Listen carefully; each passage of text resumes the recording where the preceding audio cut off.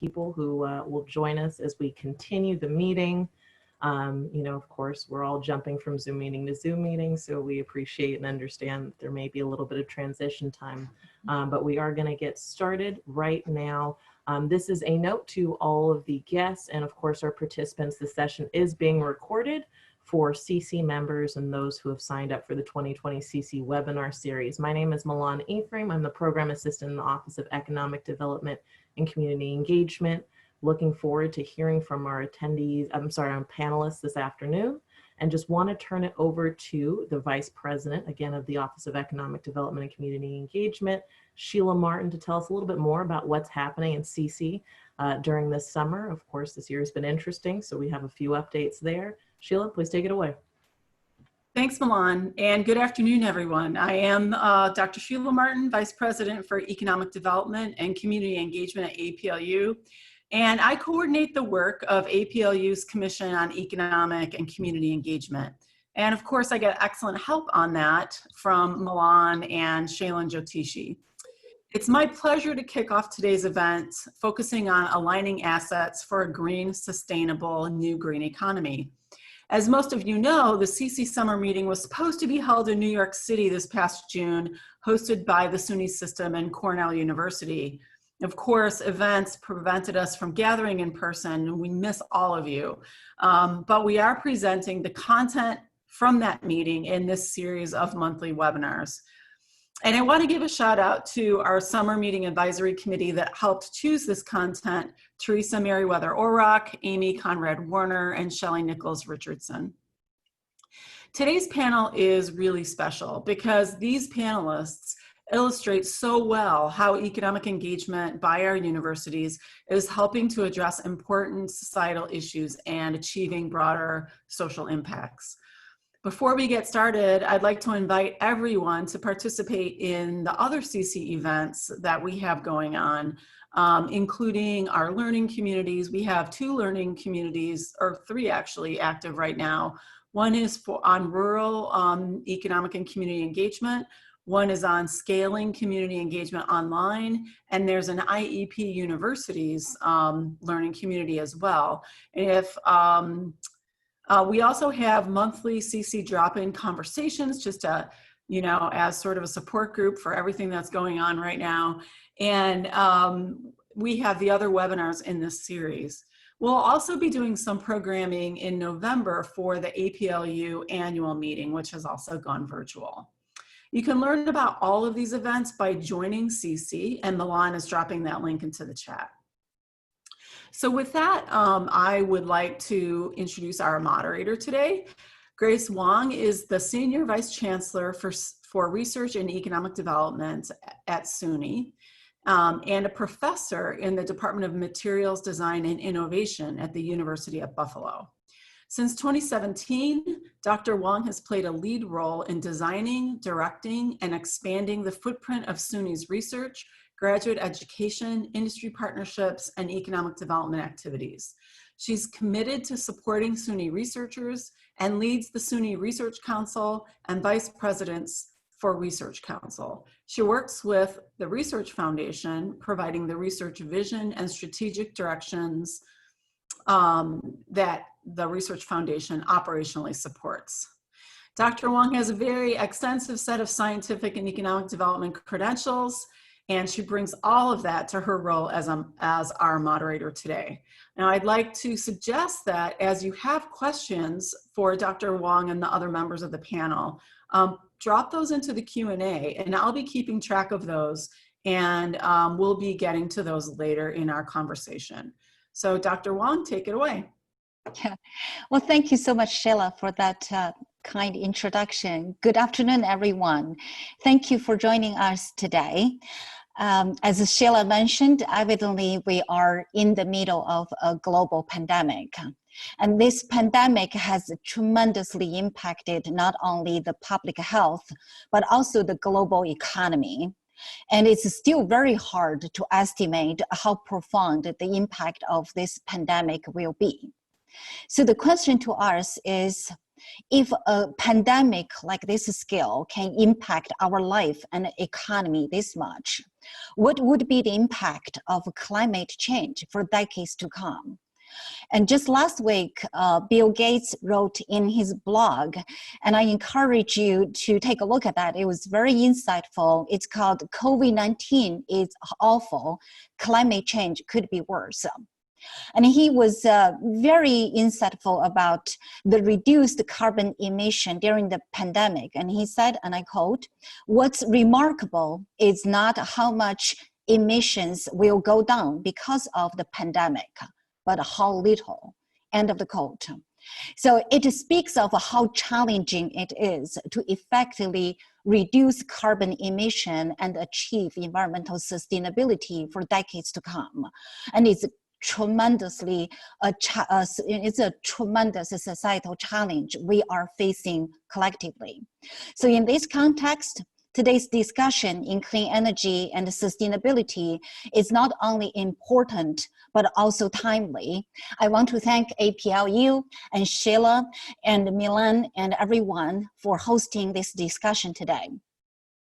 So clean energy and sustainability is clearly a very complex issue, and it involves many stakeholders. And today we want to focus on the discussion about how do we move all the stakeholders towards the direction so that we can work together for a clean energy economy. And we invited 4 distinguished panelists from the state of New York to discuss how the academia, government, national labs, and nonprofit advocacy organizations can work together to drive this clean energy economy. We will discuss major technology barriers, how to drive policy changes, and also what role academic institutions can play. Each panelist will make a very short presentation at the beginning of today's webinar. And after that, we will start the panel discussion with a few questions from me. And in the meantime, if you can put your questions in the chat session, we will open the we'll open the panel discussions with the audience right after the leading questions from me. With that, it's my great pleasure to introduce today's first speaker, Sangeeta Ranadi. Sangeeta is Vice President of Business Development in Clean Energy Solutions at the New York Power Authority, so-called NYPA. Sangeeta leads NYPA's Clean Energy Solutions business development team, which sells over $250 million per year in capital construction projects and energy-related services. Sangeeta will share with us the New York's clean energy goals. And let me share the screen with about the slides. Thank you, Grace. So, there has been a lot of activity going on across New York State around sustainability, reducing greenhouse gas emissions by individuals and organizations for many, many years now and decades. And in 2019, the legislature, with Governor Cuomo's leadership, passed the Climate Leadership and Community Protection Act. And this was really important because it put a frame around our goals. What are we trying to achieve? And it put a very ambitious vision out there around reducing our carbon footprint across the state.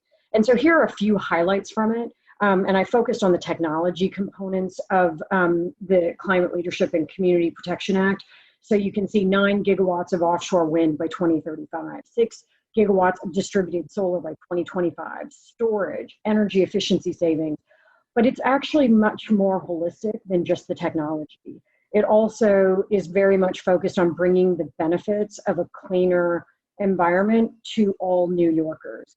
It also is focused on creating a market within New York State for green jobs, so that it's not just about environmental sustainability, it's really about the sustainability of the whole state. And when you look at the types of technologies that we're talking about, like distributed solar and storage, what's interesting is this is really about resiliency as well. Making, giving more certainty to organizations and households that their power will be on at all times. And I think that's what's interesting about this act, is that it's incredibly ambitious. And look, when it first passed, it wasn't hard to find people who were saying there's no way this can be done. But actually, by setting such a high bar, it's just changed the quality of the conversation. And now, while it is widely recognized that these are ambitious and challenging goals to hit, people are realizing that there are pathways. But the one thing that's really critical to hitting any of these goals is really partnership. It's something that we have to work together on. And so with that, I'd really like to pass it on to Jim so that he can talk a little bit more about what partnership looks like and what problems we're trying to solve. Thank you so much, Sangeeta. And that leads to our next speaker, Dr. James Misovich, who's Associate Laboratory Director at Brookhaven National Laboratory, and he's also a professor at Stony Brook University. At the Brookhaven Lab, James leads the Energy and Photon Sciences Directorate. James is a very accomplished scientist. He oversees a staff of about 180, and together they focus on research in chemistry, condensed matter physics, materials science, and also nanoscience. James will speak about the critical role of partnerships. James, please. Thanks very much, Grace, and thanks, Sangeeta, for that introduction. So I'll pick up on those long-term clean energy goals that Sangeeta mentioned in that last slide. These are very ambitious: 9 gigawatts of wind, 3 gigawatts of solar of storage, and 6 gigawatts of solar. So this is wonderful that New York State is ambitious, and this does present, though, some interesting challenges for the electric grid. And with our colleagues, including our next speaker, Esther Takuchi, we've been thinking about, well, what are the technical gaps that we have to overcome in order to address the challenges in getting to these goals? And we've boiled it down to a couple of what we think are big questions. Number one, as you know, wind and solar are intermittent resources. The wind can stop blowing, the sun can go behind a cloud, and this makes it difficult for folks that are running the electric grid to maintain the reliability and quality of the power on the grid. They have to have spinning reserve. And so one of the issues that we're looking at is we need energy storage, and the state, as seen on this slide, has recognized that we need an awful lot of batteries. We need energy storage. But one of the key questions is, what is the technology that can meet these needs? Is it the same as we put in a Chevy Volt or a Tesla, or do we need a different type of energy chemistry, an electrochemical energy storage chemistry? One that might be more earth abundant or have more environmental friendliness or safety and reliability, the ability to cycle for a very long period of time. A second big question is, well, how much do we need? We don't really know what the intermittency is going to be on offshore wind. We don't know how steady that resource is going to be and how the performance is really going to reveal itself over the next few decades as we build those windmills. So we have to understand, given the characteristics of that offshore wind and the solar, we have to do some modeling to understand how much storage we're actually going to need. Then another question, well, where do you put it? What's the best place to put it on a complex electric grid? The electric grid is considered the engineering marvel of the 20th century. It's a very complicated, it's been called the most complicated machine that we've ever made. And so there are lots of nodes. Where do you put it so that you maintain the reliability of the system? And as we all know, driving the goals for our electric grid are reliability. For those of us who live on Long Island, last week was not a good week. I was without power for 5 days in my home. Resilience after a storm is very important. And of course, security is an overriding issue, whether it's security against natural or cyber attack. So these are grand challenges, and they're tough challenges. The slide shows, though, I think there's enormous optimism in the Northeast, and I'll use New York State as an example. There are a lot of wonderful organizations in New York State that can contribute to these grand challenges. On Long Island, we have Stony Brook University in Brookhaven, but we also have, located at Stony Brook, the National Offshore Wind Consortium, which is co-funded by NYSERDA and the Department of Energy. We have our utilities, Con Ed, LIPA, NYPA, National Grid. We have wonderful, far ahead thinking entities in New York State. We're very fortunate to have NYSERDA in New York State and the Public Service Commission. And so there is also, of course, the whole SUNY system and other New York State institutions. We've got the brain trust to address these challenges. We've got the technology, and it represents a wonderful economic opportunity. New York State is going to lead the nation in offshore wind. This is a massive amount of offshore wind. And so we have an opportunity to grow essentially a new economy. There's a whole supply chain that has to be developed in the United States, plus addressing these technical gaps of the questions that I just answered. To do that, we have to do things like modeling the transmission and distribution system, figuring out what kind of storage we need, what kind of new transmission we're going to need to seamlessly integrate this. These are all opportunities also for economic development. So I think the goal of New York State now is to bring all of these resources together. As Sangeeta mentioned, partnership is going to be key. And I think I'm very proud to be in the Northeast. And we are the multi-purpose national laboratory in the Northeast, right here on Long Island. It's time to pull those resources together and partner. Thank you. Thank you so much, James. And that leads to our next speaker, Dr. Esther Takuchi. Esther is distinguished professor in the departments of materials science and chemical engineering, and also chemistry at Stony Brook University. She's also the chief scientist at Brookhaven Labs' Energy and Photon Sciences Directorate. Professor Takeuchi is a world-renowned scientist in energy storage. She's a member of the National Academy of Engineering and also a recipient of National Medal of Technology and Innovation from President Obama. Esther will discuss the opportunity to create impact through partnerships. Esther. Grace, thank you very much for the introduction.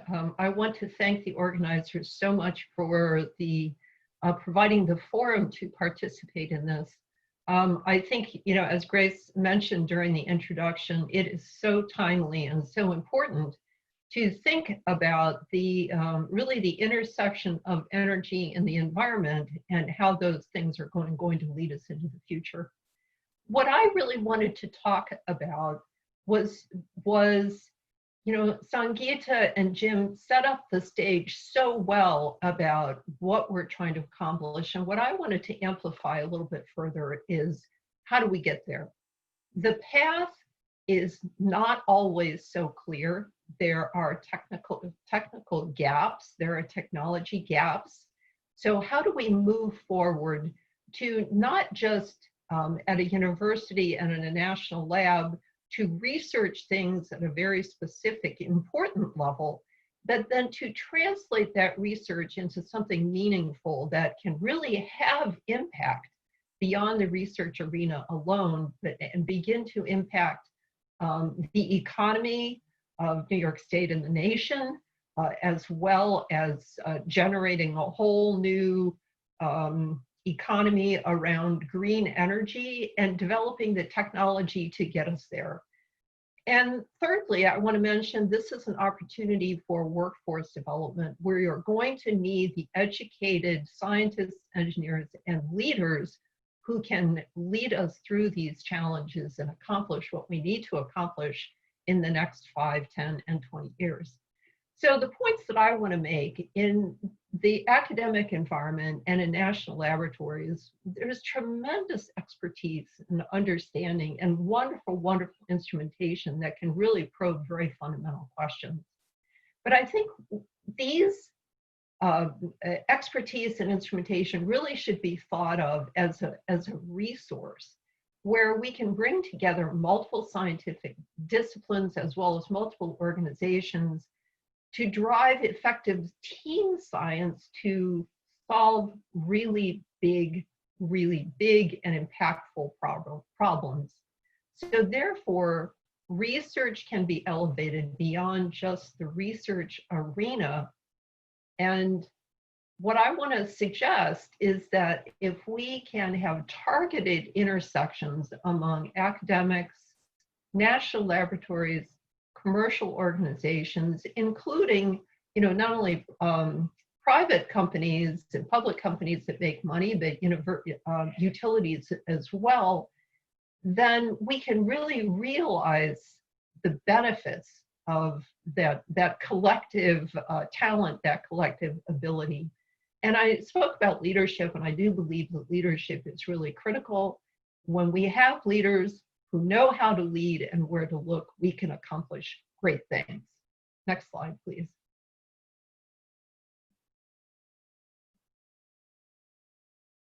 So what I show here is kind of a simple diagram where I show that there are areas of overlap between academics, national labs, and commercial and industrial organizations. And I fully understand that the organizations are different, they have different missions, and there isn't full overlap. In other words, there are areas of synergy and overlap, and there are areas that are going to be independent. So I think what this model for intersection really requires is the recognition and communication of the value of interaction and where there really is appropriate opportunity, where can we gain benefit from those areas of overlap and synergy.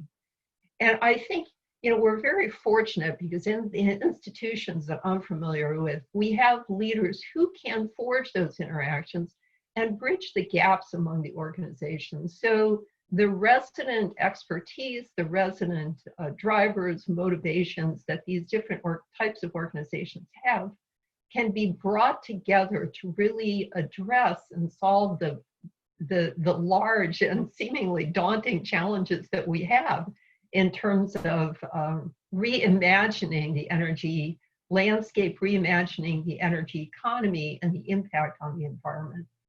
And by having facile methods of engagement, I really believe that by bringing organizations together, we can move faster to accelerate commercialization, address the challenges that we have, develop the workforce that's going to be needed for implementation, and meet the aggressive goals that Sangeeta so nicely laid out for New York State that I think can really serve as an example for not only the rest of our nation, but possibly the world as well to pursue. Thank you. Oh, thank you so much, Esther. That's excellent, and it's a great lead to our next speaker's discussion. And our next speaker is Catherine Nadal. Catherine is the Deputy Director at Catskill Mountain Caper. And in this role, she leads the team to develop strategic directions for Catskill Mountain Caper and its programs. Catherine is a longtime advocate for clean energy and environmental sustainability. In recognition of her advocacy efforts in Albany, New York, she was named one of the city and the state's 40 under 40 back in 2012. And Catherine will share with us how to drive policy changes. Catherine, please take it Thank over. you. Wonderful. Thank you so much. So thank you for having me here today. And I'm delighted because one of the things that I hope to bring to this discussion is a bit of the community perspective. Catskill Mountain Keepers mission is right up on your screen there, so I won't read it to you. But the way that we do all of our work, and the way we have since 2006 when we began, is through partnerships, because there is no way that we're going to get groundbreaking climate justice, and energy policy in New York State that's going to drive our state and our country to where we need to be, a clean, renewable, and equitable future, without bringing as many people to the table as possible. So we partner with other organizations, other nonprofits and advocacy groups. We partner with colleges and universities. We partner with lawmakers, decision makers, with the celebrities, with anybody and everybody that we possibly can. We try to work and reach out beyond the environmental community, recognizing that it's just so easy and so often that we work within silos to accomplish our goals, and that's just not the way that we're going to build the future that we need here. One of the biggest coalitions and partnerships that we work in, and one that I wanted to touch on today, is New York Renews, which is a statewide coalition of more than 200 organizations that Mountain Keeper helps to lead as part of the steering committee. These are labor organizations, climate justice organizations, faith-based, healthcare workers. We run the gamut to move climate policy, and we were the driving force behind the Climate Leadership and Community Protection Act that passed last year. So if we go to the next slide, Grace, thank you. So the climate work that we have done, the law that we work to pass, which Sangeeta outlined so perfectly, and others here have built upon, really relied on, again, all of these partnerships, all of the different players, and coming together to collectively design this vision for our state, because the Climate Leadership and Community Protection Act not only has in it our emission goals and our electric sector goals and like that, but it really holds at its core community, because that's who's going to be impacted by these changes. It's going to be people all across New York State. And if we don't get this right, we're likely going to repeat past mistakes that have led to environmental injustices and have led to, poor decisions along the way. So we're really working to put communities at the center. And so what my appeal to you all is here, as university professionals, as educators, as researchers, as doctors, as the thought leaders in your field, is to just reach out beyond the silo that you work in as well, because lawmakers, advocates, policy decision makers, all up and down the gamut are hungry for good science and want to be making good research-based policy decisions. And so, like I said, Mountain Keeper, we've partnered with colleges and institutions to use research that comes out, also to use colleges and universities as what is the word I'm looking for? As an opportunity to pilot new ideas and new initiatives. There's great ways to do that. So please, I've put up a couple ideas on here for ways to really reach out beyond where you are, and go out there, meet your local advocates, meet your policymakers, make sure you know your communications directors and your government affairs people's names so that you can be moving your research out there and we can get good decision making in New York State and beyond. Thank you so much, Catherine. That's great. And we will now start our panel discussion. And as I said, please put your questions in the chat session, and we will read your questions back to the panelists. My first question is to Esther, James, and Sangeeta. And you already touched some of that, and if you can share more of your thoughts on this. What are the major barriers to enable particularly the large scale renewable energy adoption? And in particularly, if you can discuss what we can do in terms of transmission, grid management, and also energy storage. Should we start with you, James? Sure. We've been asking that question for some time, and what we think one of the major challenges is in energy storage. You know, kind of the remarkable thing about the electric grid, it's kind of an industry that works largely without a warehouse. Pretty much at every second, you have to deliver what the demand is. Now, there is some energy storage in New York State. We have pumped hydro that was put in some decades ago, which helps. But on Long Island, for example, their storage is pretty small. There are some batteries that are getting out there. And so to us, one of the questions that we are trying to address is, what is the technology that is required to really meet some of these large grid scale storage needs? These are big batteries, and you know, they have to be safe. And if utility or anybody wants to invest in a battery, they want it to last a long time. That's the way that generally we profit on capital investments in the electric system in New York State. You bring in an asset and hopefully you can use it for a long time. So we have to have batteries that the fire department is going to allow you to put in the neighborhood, that are going to have the kind of cycle life. And also, though, we want them to be earth abundant materials. A lot of lithium in the world happens to come from Bolivia. It's not particularly earth abundant. We'd want these, you know, we'd rather do it with things like zinc, you know, much more common atoms. And we want to make sure that they're environmentally friendly. We have to think about the whole cycle. I mean, you know, we're thinking about a green net zero economy. And so we really want to make sure that we have materials that we can recycle and and make sustainable. So I look at one of the big challenges being the actual technology. And then I'll just throw another one on the table, and that is something that Sangeeta will probably pick up on. That is, we need to understand where you want to put it in the grid, and we need to model on the grid. And I know our colleagues at NYPA, and we're very interested in modeling the distribution system.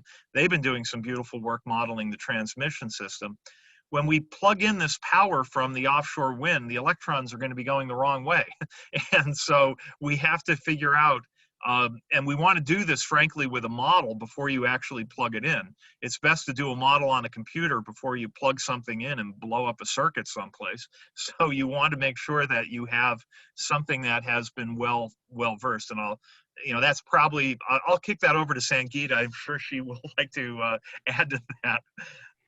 Yeah, no, I think you're exactly right. I think, transmission is a challenge for large scale renewables, so we need to build that in. And so actually, NYPA is doing work around this, and also just getting these large scale assets permitted and approved for construction. And so there are a couple steps that have been taken right now to start moving on these things. And let me just check my notes because I want to say this the right way. So the state is standing up the Office of Renewable Siting, and the goal there is to streamline the permitting for large scale renewables. And I think that this is also really important because, like Catherine mentioned around community, it's important to engage communities the right way and make sure that they have a voice so that these things can actually get designed and approved in a way that's inclusive, but also that is reasonable in terms of the time frame. And so I think having a dedicated office to focus on these things is really important, especially when we're talking about these technology gaps and how, when new technologies get developed, there's just a lot of unknowns around how to get them approved and what's the pathway to getting them built out. And so having that engagement is really important. I think the other piece around that is, just in terms of the transmission, Jim sort of mentioned like the importance of the modeling. And so there was an act that I think was recently passed, the Accelerated Renewable Energy Growth and Community Benefit Act.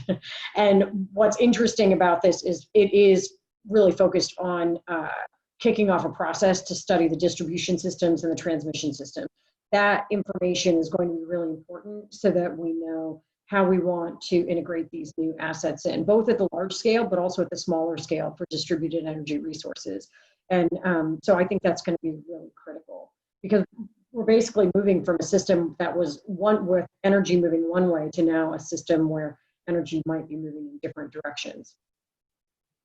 Thank you.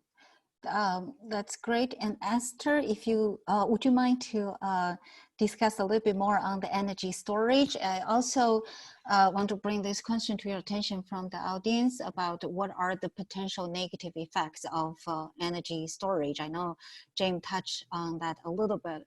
So with the large scale energy storage for renewable energy, what can we do to make sure that they are also environmentally benign? Yeah, great question. And Sangeeta and Jim, thank you so much for leading into this discussion as well. So let me talk more specifically about energy storage. Lithium-ion batteries were introduced by Sony Corporation in the early 1990s. And I would argue that lithium-ion batteries really have changed the way we live. I mean, our cell phones, our laptops, our iPads, you know, just the endless number of things that we carry around, and all the electronics, you know, that the young generation is, you know, glued to every day. They're all powered by lithium-ion batteries. Spectacular invention. And the key is that you can put a lot of energy into a small space and it doesn't weigh very much.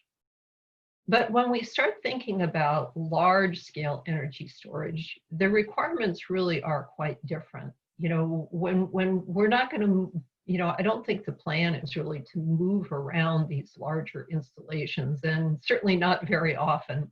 So maybe the weight of it and maybe the size of it doesn't matter quite as much as it does, let's say, for a cell phone or a laptop.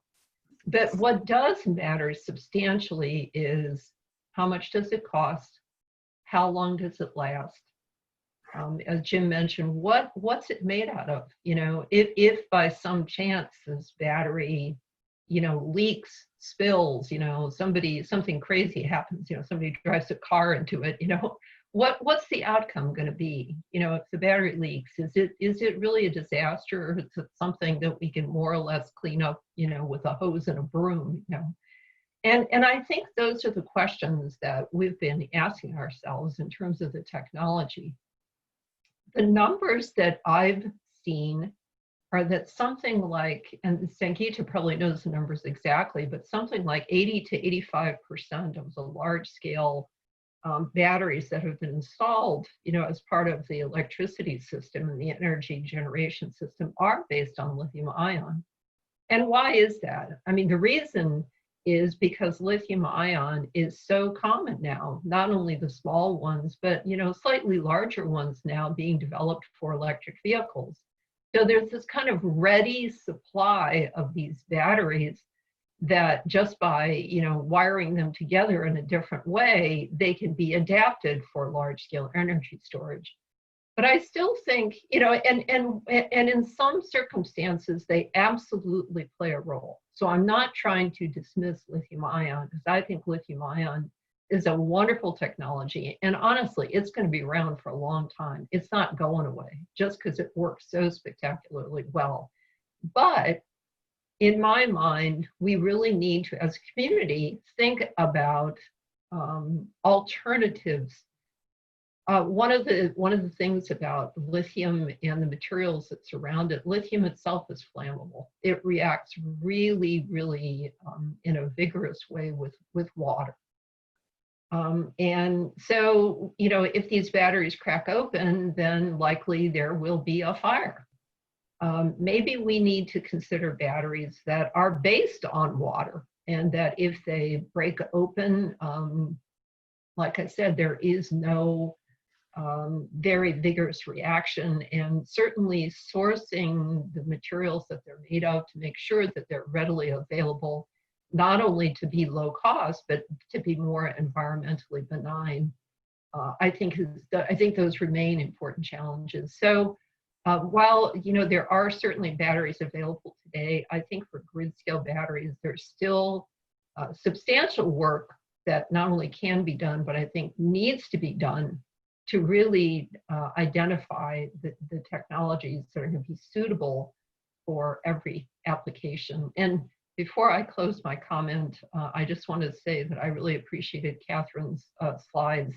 And now I'm really motivated to add a fourth circle to my slides to realize that it's not just national labs, universities, and private organizations, but we need to have something that reaches out to the broader community, including, people, policy, legislatures, et cetera. So yeah, I'm adding a fourth circle. So thanks. Thank you, Esther. That's really very well said. And thank you, Jane and Sangeeta. I think that goes with what APLU has been promoting in increasing R&D investment, and particularly in this case is what can we do in terms of the R&D investment in enabling large-scale research activities for environmentally benign materials in energy storage. So that'll be a fantastic topic for the future. And before we move to the next question I have, there is a very a thoughtful question from the audience related to the offshore wind. And for all the panelists, does using offshore locations for turbines solve the bird and the bat problems associated with onshore locations? And also, what would be the impact to marine lives? Yeah, I don't know if any thoughts on that?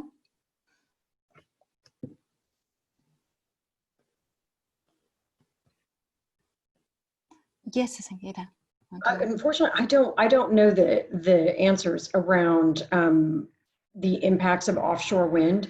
Offshore wind has not yet been constructed at scale in the U.S., but it has been done much more in other countries. So there are studies out there that are done, to do the permitting, and there's been research around this. Unfortunately, I don't have the answers off the top of my head, though. I would just say that this is something that I know my colleagues at Audubon, New York are spending a lot of time looking into and researching, trying to ascertain, what the impacts from wind are and how to minimize those impacts. Because my understanding is just from them is that there are impacts wherever you cite it. There are ways, however, to lessen and to mitigate those.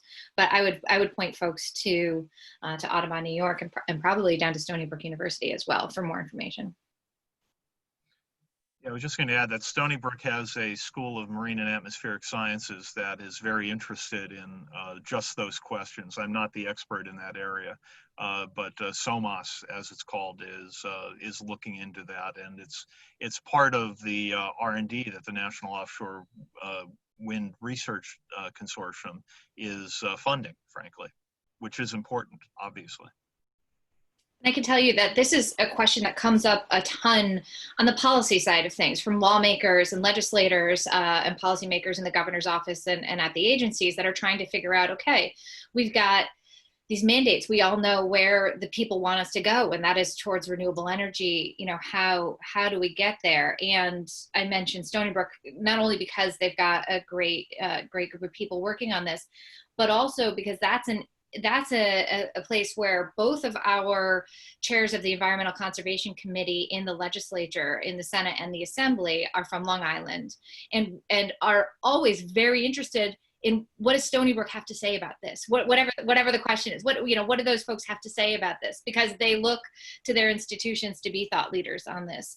And so just again, another plug for more academia in the policy circles, because it really makes a difference and policymakers are hungry for it.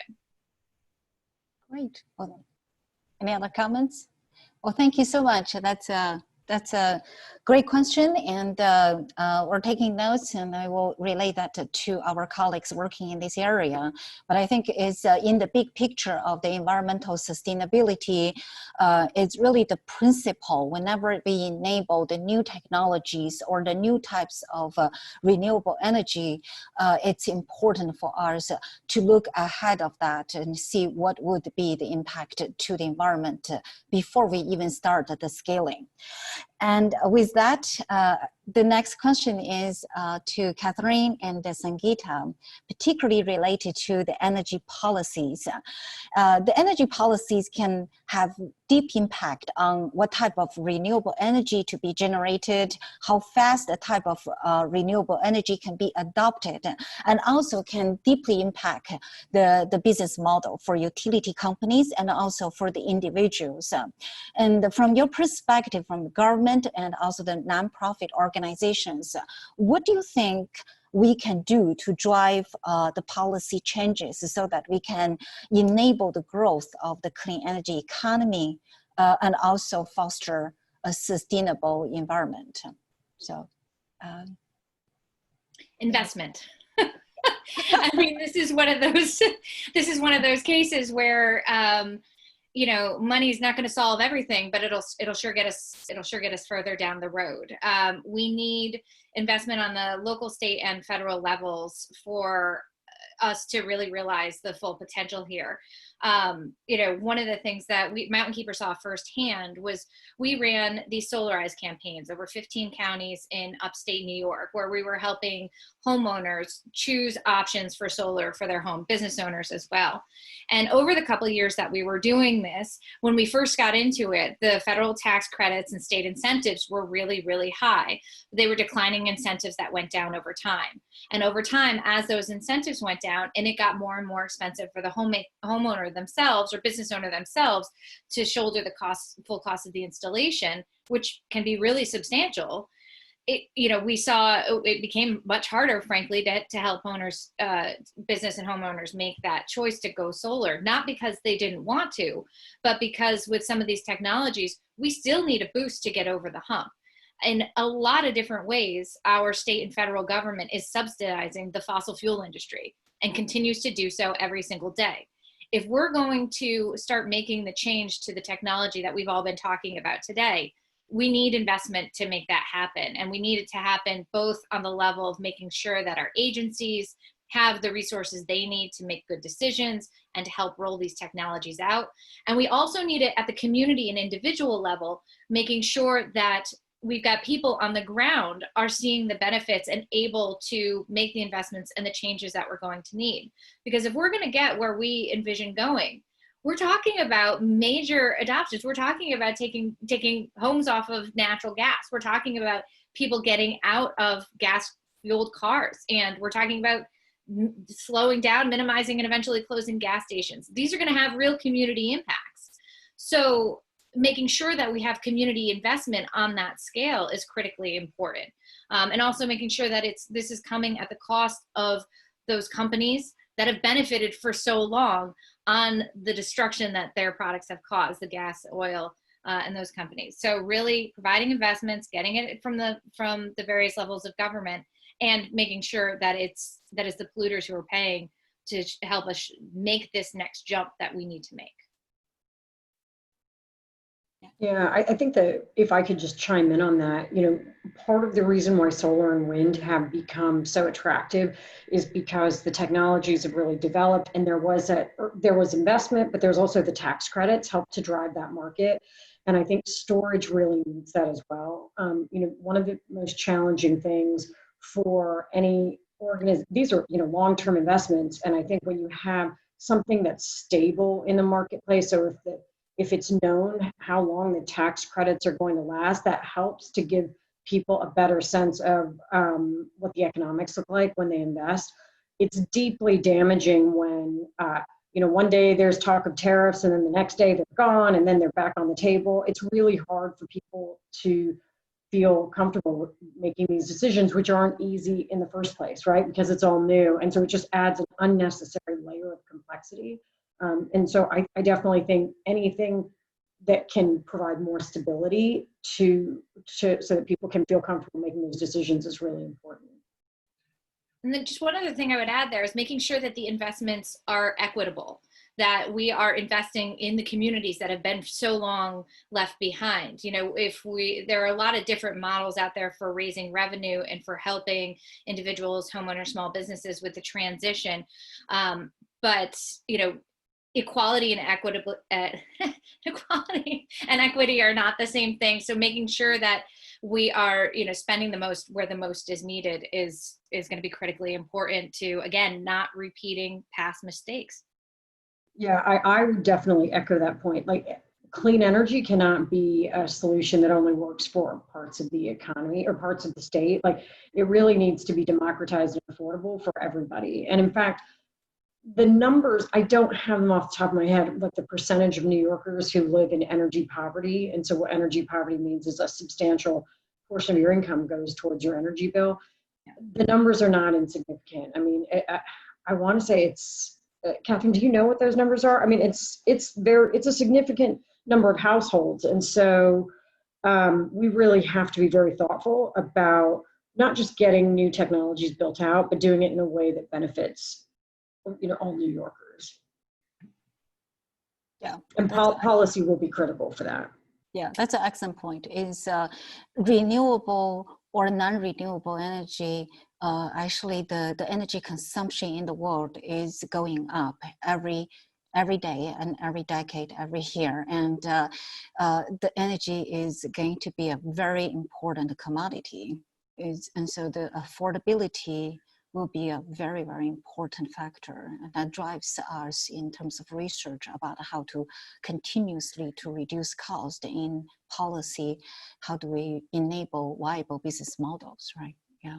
And Grace, actually, if I could just chime in on one point there, Jim had talked about sort of modeling out what the distribution and the transmission systems look like so that we know where we want to site these assets and how they should feed energy into the grid. If we're creative about this, when these market rules are set about how much money you can get from selling power into the grid, as opposed to just buying power, this is potentially a way to bring new revenue to municipalities and towns and individual homeowners. We really want to look at it more broadly than just new ways for people to get energy, but also new ways for people to sell energy back to the grid when we need it. And so I think that's the market rules around how that's going to work.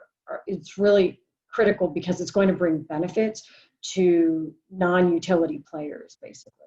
Yeah. And I'll just add quickly to Sangeeta's point. One of the challenges of our grid is peaking.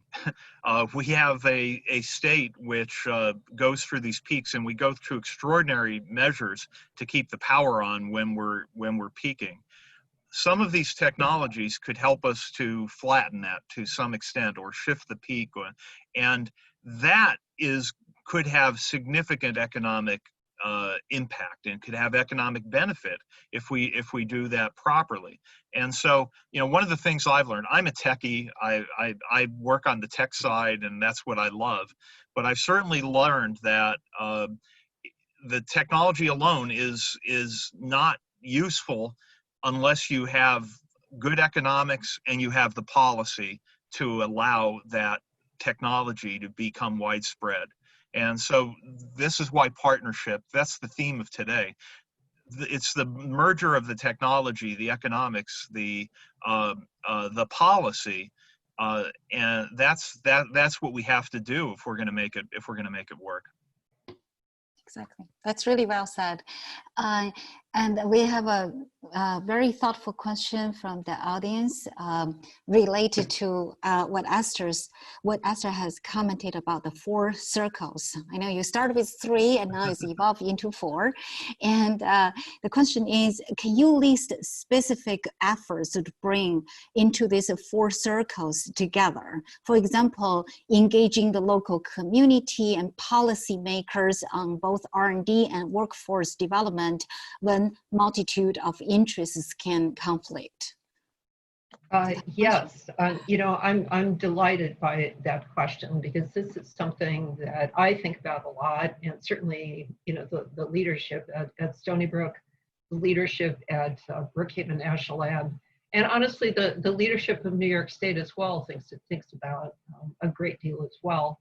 And so what we've been talking about is really, creating kind of an umbrella, to bring those different entities together And we're very lucky in New York State because we have organizations that can help bolster this.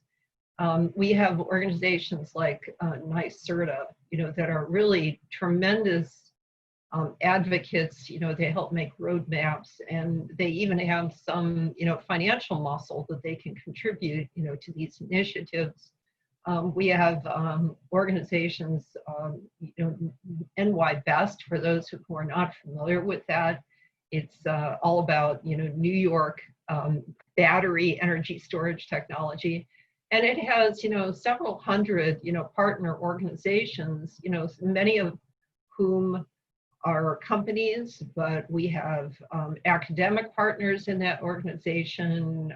We have policymakers. New York State is, legislatures and policy folks are very, very engaged in that. And at Stony Brook and Brookhaven, we know and we've realized that we are in kind of unique situation where I think that, at least in terms of the technology, we have the opportunity to help lead in some of these initiatives. And as we engage with our industrial friends, as we engage with New York State and other organizations, I think we can really see some real progress in pushing these things forward.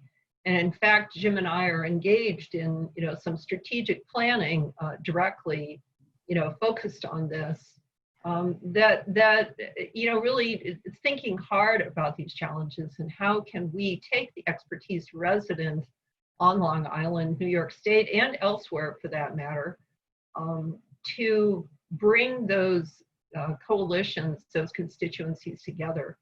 And are there conflicts? Absolutely. Not everybody's going to win on every point, but I think that as we find common ground and can move forward where there is common ground, it will make more benefit than not. And I'm really very optimistic about things moving forward. And I know that this is a challenging time that we all live in.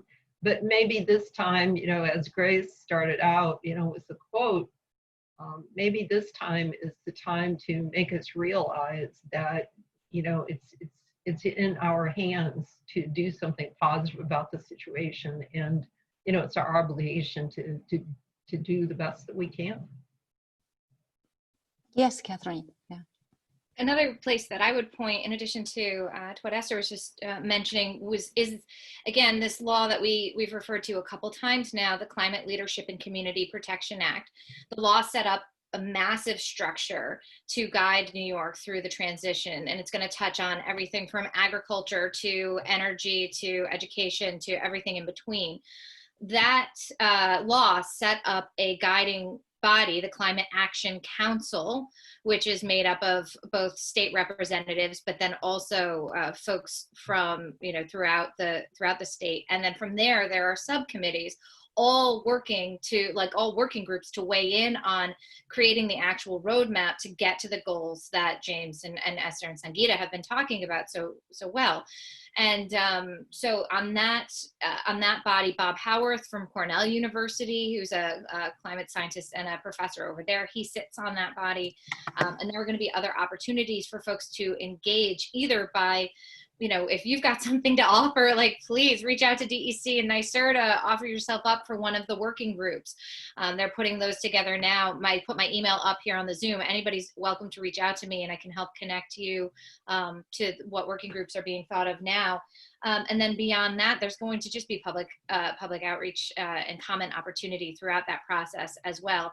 And again, get to know your government relations person. Most colleges and universities, whether it's at the college level or at the system level, have somebody who's out there doing the lobbying and the advocacy and on behalf of your institution.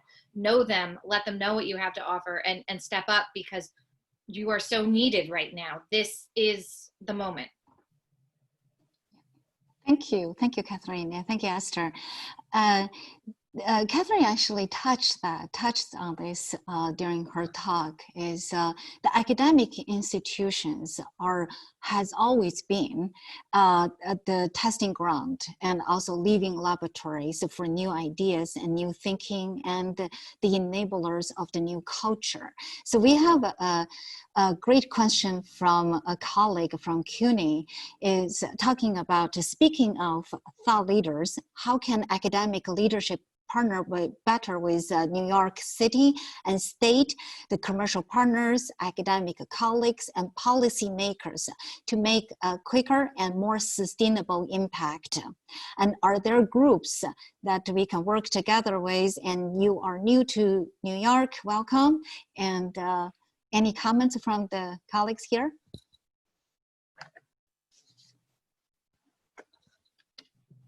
Well, I really like New York Best at CUNY, the New York Battery Energy Storage Technology Group. It's led by Tria Case, and they do a great job sort of bringing together both the academia, the power that they have as CUNY to build out and sort of lead by example in terms of implementing these technologies, and then also bringing developers along so that they're sort of supporting growth of the market in New York State, which I just think is really important, because this stuff really, if done right, should lead to lots of new jobs and clean jobs. And I think it's an important outcome, because it gets people even more invested in making this happen when they can see those benefits. And these are the kinds of jobs that will stay in local communities for extended, they're there for the long run, to maintain these assets and build them out. And so I think I really like that organization. I think there's a lot of thought leadership there. So I'm going to switch hats for a minute. I'm one of the founding directors of New York Best, and I've been on it for 10 years. So thank you, Sangeeta. I think New York Best is a really good example of partnership in action. And actually, as Sangeeta mentioned, at City University, at City College, in fact, Sanjoy Banerjee is running a fabulous program there where they're looking at flow assist batteries for energy storage. He's very exciting research group. We work with them.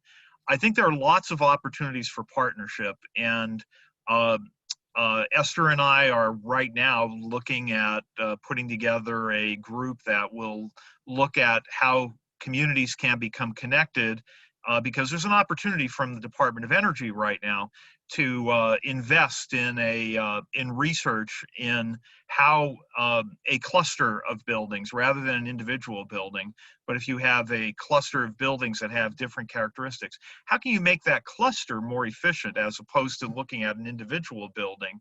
And particularly in New York State, we have quite a spectrum of buildings. We have commercial, we have residential, we have industrial, we have very new buildings, we have very old buildings. Some have things like storage or renewable energy.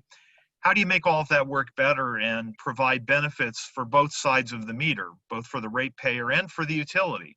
You obviously want to give the utility potentially some greater control over things like demand response. So this is, as Esther and I have been reaching out, putting together a team on this, I look to NYSERDA to help us connect with folks. As was mentioned earlier, NYSERDA has been a fantastic asset for New York State in moving renewable energy, clean energy forward. They've been at the forefront for a long time. They're connected with pretty much anybody in New York that is doing anything in this area. And I know that Esther and I have had some initial conversations with Dave Crudelli up there. They're great people up there that want to help connect folks who are interested in some of these challenges. Thank you, Jane. Any other thoughts about academic partnerships? So we have about 12 minutes left. There is another question from the audience. How do you prevent or at least address the current reality of energy production and resource extraction being forced into low-income rural and agricultural communities that don't always want it? seems to be more a policy and culture issue. Yeah. Any thoughts? Well, so Mountain Keeper, one of the ways that we've been, one of the biggest campaigns we've ever fought and won in New York State was fighting fracking, which is hydraulic fracturing, which is a way of getting gas out of the ground, and was coming for the Catskills, was one of the places that folks first talked about bringing this really potentially threatening technology. And, so I think one of the biggest ways that you can do this is begin engaging communities, engage communities early and often, and get a sense of what are the concerns there. And that's going to help you determine whether or not the energy that you're looking at, or the plant that you're looking at, is appropriate for that place, because it may not be.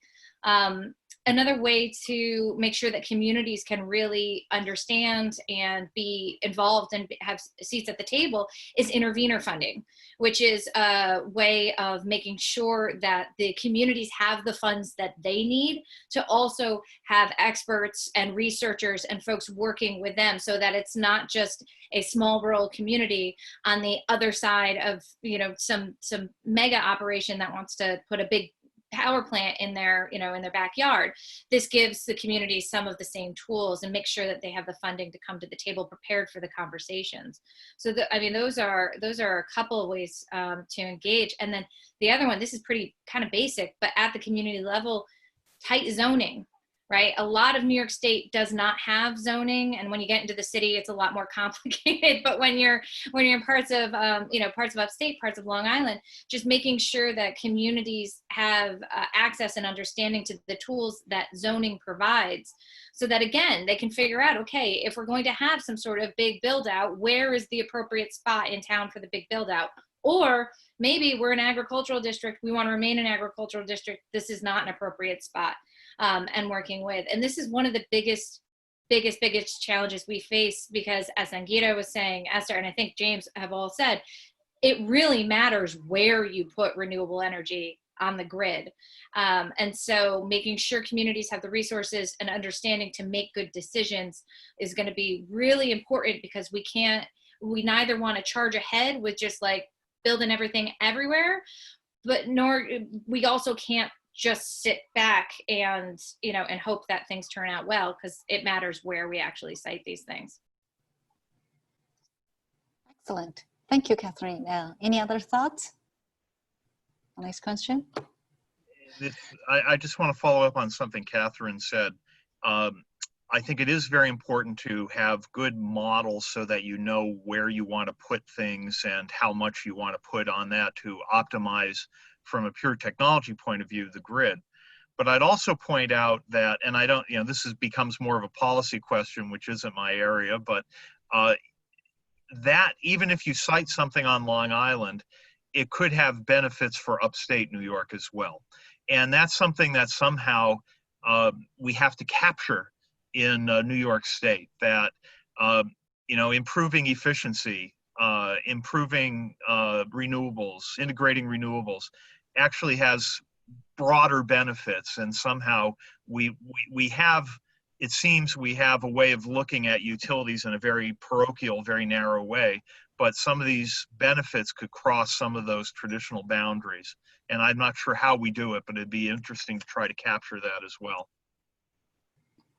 Yeah, that's wonderful. And I think that's related to what we do in the university about clean energy workforce development. We really need to teach our students not only the technologies, the science and engineering, but also the policies and the culture.